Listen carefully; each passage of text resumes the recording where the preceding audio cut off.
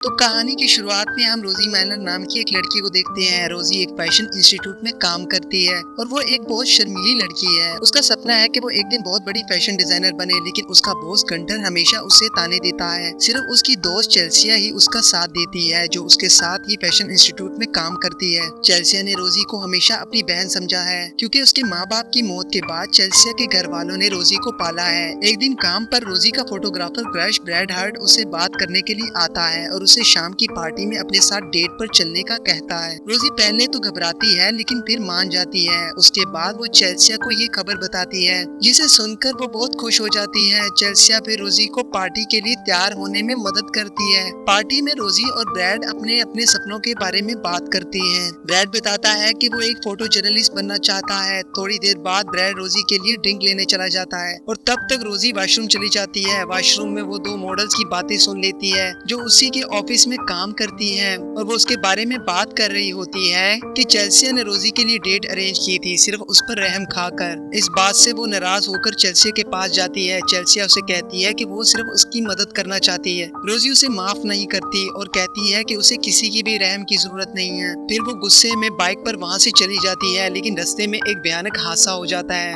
अगले सीन में रोजी हॉस्पिटल के बेड पर जागती है और उसका चेहरा पूरी तरह से जख्मी होता है और पूरे चेहरे पर पट्टी बंधी हुई होती है। डॉक्टर उसको बताता है कि उसका चेहरा, खासकर उसका मुंह का हिस्सा, हादसे की वजह से हमेशा के लिए बिगड़ चुका है और वो कुछ हफ्तों तक अपना मुंह भी नहीं खोल सकती। जब रोजी आईने में अपना चेहरा देखती है तो वो डर जाती है। उसका चेहरे का एक बड़ा हिस्सा ही कट चुका था। इससे वो बहुत उदास हो जाती है, क्योंकि उसका फैशन डिजाइनर बनने का सपना अब टूट चुका था। चेल्सिया फिर भी उसको तसल्ली देती है कि शुक्र है तुम्हारी जान बच गई। कुछ दिनों बाद रोजी हॉस्पिटल से डिस्चार्ज हो जाती है और चेल्सिया उसे अपने घर ले आती है, ताकि उसकी रिकवरी में उसे सपोर्ट दे सके। चेल्सिया के साथ रहने के बावजूद रोजी उदास रहती है और जब भी वो अपना चेहरा आईने में देखती है तो आंसू बहाती है। गुजरता है और रोजी अपने नए हालात में ढल जाती है, लेकिन उसके चेहरे का जख्म उसे हर वक्त तंग करता है। जब भी वो खाना खाती है तो उसे पहले अपने खाने को ब्लेंड करना पड़ता है और फिर उसे इंजेक्शन के जरिए अपने मुंह में डालना होता है। इसके अलावा वो कार्डबोर्ड और मार्कर का इस्तेमाल करके दूसरों से बात करती है। इसी दौरान रोजी अपने ईमेल चेक कर रही होती है और उसे बारोज इंस्टीट्यूट से एक इनविटेशन मिलता है, जो उसे ट्रांसह्यूमनिज्म नाम के एक कॉन्सेप्ट बताता है। ये कॉन्सेप्ट ये बताता है कि इंसान साइंस की मदद से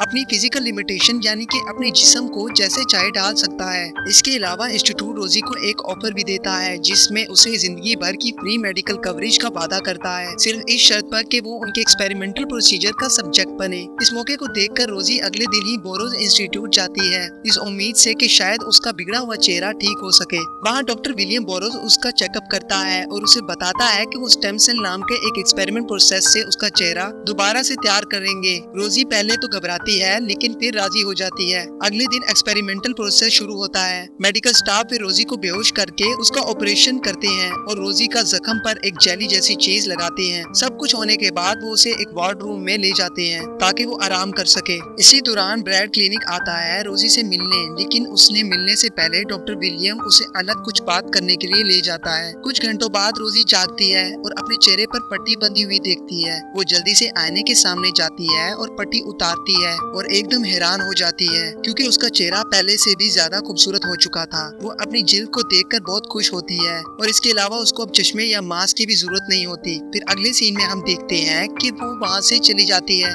और हम उसे एक स्विमिंग पूल में देखते हैं, जहाँ वो एक टेलीविजन एक्टर डोमिनिक डेनवर से मिलती है। वो उसके पास जाती है और बगैर कुछ कहे उसको किस करने लगती है। किस इतनी जोर से होती है कि डोमिनिक के होंठों से खून निकलने शुरू हो जाता है। इस बात से शर्मिंदा होकर रोजी जल्दी से वहाँ से भाग जाती है। अगले दिन वो ये सब कुछ डॉक्टर विलियम को बताती है, लेकिन वो कहता है कि ये सिर्फ एक वहम था, जो शायद सर्जरी के साइड इफेक्ट की वजह से हुआ था। डॉक्टर फिर उसे कुछ दवाइयाँ और प्रोटीन मिक्सचर देता है और उसको बताता है कि इस ऑपरेशन के बाद ये सब चीजें नॉर्मल हैं। इसके बाद रोजी क्लिनिक से अपनी चीजें उठाती है और चेल्सिया की तरफ चली जाती है, जो उसके चेहरे को देखकर हैरान हो जाती है। फिर रोजी अपनी फैशन डिजाइनर बनने की जुनून में लग जाती है। उसकी क्रिएटिविटी और प्रोफेशनल परफॉर्मेंस में बहुत ज्यादा इजाफा हो जाता है और वो बहुत जबरदस्त कपड़ों का डिजाइन बनाती है। एक दिन ब्रैड रोजी से मिलने आता है और उसके इस रूप से फौरन मुतासिर हो जाता है। वो अपनी पहली गलती के लिए माफी मांगता है और उसे फिर से डेट पर जाने का पूछता है, लेकिन रोजी, जो अभी भी उससे नाराज है, उसकी बात नहीं मानती। शाम को वो और चेल्सिया एक बार में जाती है। वहाँ वो गंटर से टकरा जाती है। वो रोजी के नए अंदाज से हैरान हो जाता है। गंटर उसके कपड़ों के बारे में पूछता है और रोजी फक्र से बताती है कि ये उसका खुद का डिजाइन है। गंटर मुतासिर होकर उसे काम पर वापस आने का कहता है और अपने नए कलेक्शन पर उसके साथ मिलकर काम करने का दावत देता है। इसके बाद वो दोनों ड्रिंक्स और डांस का मजा लेते हैं, जब तक रोजी एक रैंडम आदमी को बाहर ले जाती है और उसके साथ शुरू हो जाती है। इसी वक्त वो इतनी खूनख्वार हो जाती है और वो उस आदमी को काटने और छीनने लगती है। फिर रोजी अपने बेड पर जागती है। उसे लगता है कि ये भी एक वहम था।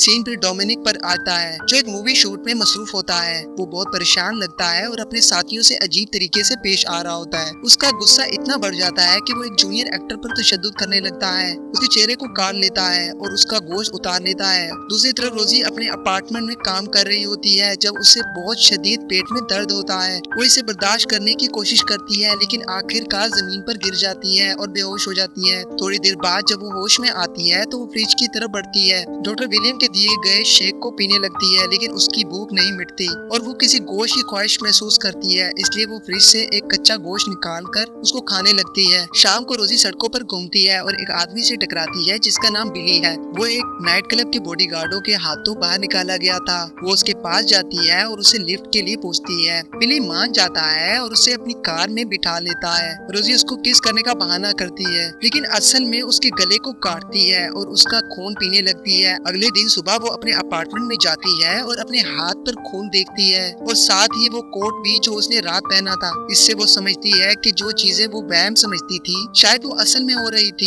अगले सीन में हमें वो जूनियर एक्टर देखते हैं जिसे डोमिनिक ने काटा था, जिसे देखकर साफ नजर आता है कि उसके काटने से उसको किसी किस्म का वायरस लग गया है क्योंकि वो पागल हो चुका है और हॉस्पिटल में एक नर्स पर हमला करता है। वो उसकी उंगलियां काट लेता है और फिर जो भी हॉस्पिटल स्टाफ उसे रोकने की कोशिश करता है। इसी तरह रोजी डॉक्टर विलियम से मिलने जाती है और उसे अपनी अजीब खून की ख्वाहिश, पेट की दर्द और गहरे ख्वाबों के बारे में बताती है। वो डरती है कि शायद वो धीरे धीरे एक ज़ॉम्बी में बदल रही है लेकिन डॉक्टर उससे यकीन दिलाता है कि ये सिर्फ उसका वहम था। वो उसे ये बताता है कि भूख मरने की वजह वो ऑपरेशन है और ये नॉर्मल है कि वो अलग अलग चीजों की ख्वाहिश करे। इस तसल्ली के बाद रोजी काम पर चली जाती है जहाँ गंटर उसके नए स्केचेस को देखता है जो बहुत शैतानी लग रहे होते हैं और गंटर उन्हें पसंद करता है। उनमें से एक को अपने आने वाले कलेक्शंस का हिस्सा चुनता है। थोड़ी देर बाद ब्रैड फिर से रोजी के पास आता है और उसे फिर से डेट पर जाने का पूछता है। इस बार रोजी मान जाती है और वो एक रेस्टोरेंट में खाना खाने जाते हैं। बहुत बात करते हुए रोजी को अपने मुंह में एक अजीब चीज महसूस होती है। वो वॉशरूम में जाती है और आईने में देखती है कि उसकी जुबान के नीचे से दांत निकल रहा है। इससे वो बहुत घबराती है तो वो वहाँ से जाने लगती है। जाने से पहले एक अजनबी आदमी रेस्टोरेंट में घुस जाता है और रोजी पर हमला करता है। उसे बचाने के लिए ब्रैड उस आदमी को खींचता है और फायर एक्सटिंग्विशर से उसके सर पर बहुत जोर से मारता रहता है। अगले दिन सुबह रोजी एक ख्वाब से जागती है जिसमें वो खुद को एक भयानक शक्ल में देखती है।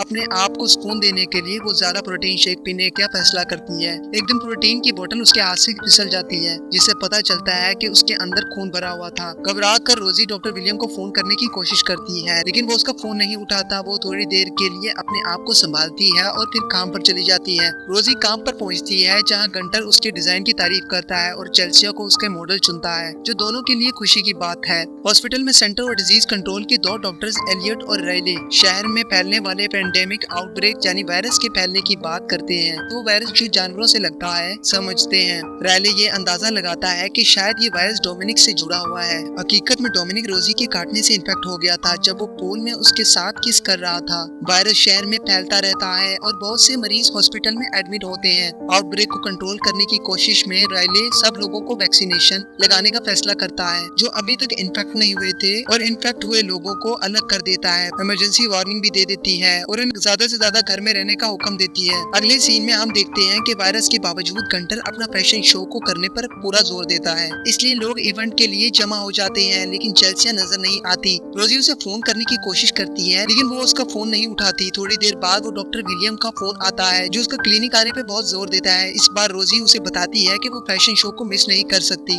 और वो कल तक पहुंच सकती है। थोड़ी देर बाद चेल्सिया वहाँ पर आ जाती है लेकिन उसके हाथ पर किसी इन्फेक्ट हुए शख्स के काटने का निशान होता है और वो अपनी हालत को छुपाने की कोशिश करती है और अपने काम में लग जाती है। जब रोजी वेन्यू के बाहर होती है तो चेल्सिया को फोन करने की कोशिश करती है तो उसी वक्त उसके पेट में शदीद दर्द होने लगता है। कुछ गुजरते हुए लोग उसे देखते हैं लेकिन उनमें से कोई भी उसकी मदद नहीं करता बल्कि उसकी वीडियो बनाते हैं। कुछ देर बाद रोजी के जिस्म से एक अजीब से टेंटिकल, वो चीज जो समंदर के जानवरों के पास होती है, निकलती है और उनमें से एक शख्स पर हमला करती है। तभी ब्रैड वहाँ पहुँचता है और रोजी की मदद करता है। वो टेंटिकल को प्रोफेशनल तरीके से कंट्रोल करता है, रोजी को इंजेक्शन लगाता है और उसे अंदर ले जाता है। वो शख्स जिस पर टेंटिकल ने हमला किया था वो ज़ॉम्बी की तरह खड़ा हो जाता है और वेन्यू के अंदर चला जाता है। थोड़ी देर बाद रोजी होश में आती है, लेकिन उसको याद नहीं रहता कि क्या हुआ था। ब्रैड उसे क्लिनिक जाने का कहता है, लेकिन वो जिद करती है कि वो अपना ड्रेस शो देखना चाहती है। तबीयत खराब होने के बावजूद रोजी गंटर के साथ ऑडियंस में बैठ जाती है। जल्दी ये फैशन शो शुरू हो जाता है और मॉडल्स एक एक करके रैंप पर चलती हैं। थोड़ी देर बाद चेल्सिया, जो अब वायरस से इन्फेक्ट हो चुकी है, वो सीधा गंटर की तरफ जाती है और उसके गले को काट लेती है और उसको खून पीने लगती है। थोड़ी देर बाद पुलिस वहाँ पहुँचती है और चेल्सिया को गोली मारकर हलाक कर देती है। रोजी को जब होश आता है तो ये सब देखकर अंदर से टूट जाती है, लेकिन ब्रैड उसे क्लिनिक ले जाता है। वहाँ पहुंचकर ब्रैड डॉक्टर विलियम को बताता है कि इसकी हालत बहुत खराब हो रही है, लेकिन वो कहता है कि वो इसे संभाल सकता है। रोजी अपने आप को दोषी समझती है और सोचती है कि ये वायरस उसने शुरू किया था और उसे मर जाना चाहिए। इसी वक्त रोजी को यकीन हो जाता है कि ये सब वहम नहीं था, बल्कि वो असल में खून पीने वाली ज़ॉम्बी बन चुकी है। इसके बाद डॉक्टर विलियम उन दोनों को कहता है कि वो रोजी की मदद से मौत का भी इलाज कर सकता है। फिर वो दोनों को एक कमरे में बंद कर देता है और उन्हें एक ग्लास पैनल के जरिए देखता रहता है। इसी वक्त डॉक्टर ये बताता है कि उसने ब्रैड को रोजी पर नजर रखने के लिए रखा था जब वो क्लिनिक से बाहर थी। ब्रैड इस बात पर राजी हुआ था क्योंकि रोजी का ट्रांसफॉर्मेशन उसके फोटो जर्नलिज्म के लिए एक बड़ी कहानी थी। ये सुनकर बेचारी रोजी फिर से धोखा खाती है, लेकिन ब्रैड फिर भी उसे समझाने लगता है कि ये सब कुछ उसने जानबूझकर नहीं किया। उसे कहता है कि उसने ये सिर्फ उसकी हिफाजत के लिए किया था। थोड़ी देर बाद डॉक्टर विलियम एक बटन दबाता है जिससे ब्रैड पर खून गिरने लगता है, जिससे रोजी को खून पीने की तलब होने लगती है और वो अपने आप को कंट्रोल करने की बहुत कोशिश करती है, लेकिन आखिर में वो अपने टेंटिकल से ब्रैड को मार देती है। उसके बाद रोजी एक छुरी उठाती है और अपने आप को मार लेती है। फिर हम देखते हैं कि न्यूज पर बताया जा रहा है कि एंटीडोट की वजह से वायरस खत्म हो गया है, वो लोग ठीक हो गए हैं। आखिरी सीन में हमें डॉक्टर विलियम को ताज़ा खून सोल्यूशन और एक प्लेट में कच्चा गोश्त तैयार करते हुए देखते हैं, जो वो रोजी के पास ले जाता है। फिर हमें दिखाया जाता है कि वो अभी भी जिंदा है। हमें ये पता चलता है कि डॉक्टर ने उसको स्टेम सेल थेरेपी देने के बाद फिर से जिंदा कर दिया है। रोजी ग्लास डोर पर जोर जोर से मारती है और वो कहती है कि वो खुदा के कामों में छेड़छाड़ ना करे, लेकिन डॉक्टर वहाँ खड़ा रहता है और उसके चेहरे पर एक शैतानी मुस्कुराहट होती है।